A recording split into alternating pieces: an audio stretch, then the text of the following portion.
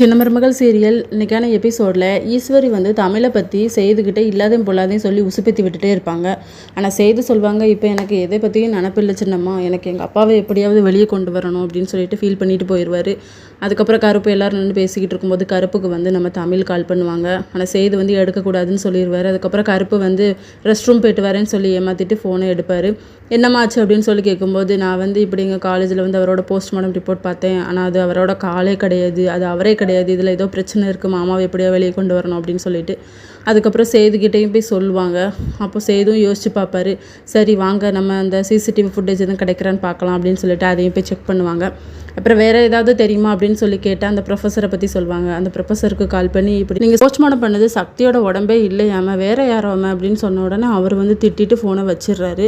அதுக்கப்புறமா மறுநாள் வந்து போலீஸ் ஸ்டேஷனில் இருந்து எல்லாருமே ரொம்ப அலறாங்க, என் பையனை இன்னைக்கு கோர்ட்டில் கூட்டிகிட்டு வருவாங்களே அப்படின்னு சொல்லிட்டு. ஆனால் ஈஸ்வரி வந்து ஏதோ குசு குசுன்னு பேசிகிட்டே இருக்காங்க. இது தாமரை சாவித்திரியும் பார்த்துட்டு, நீங்கள் ரெண்டு பேரும் சரியே இல்லை, அப்பமே வச்சு நான் பார்த்துட்டே இருக்கேன், குசு குசுன்னு பேசிக்கிட்டே இருக்கீங்க அப்படின்னு சொல்லி சந்தேகப்படுறாங்க.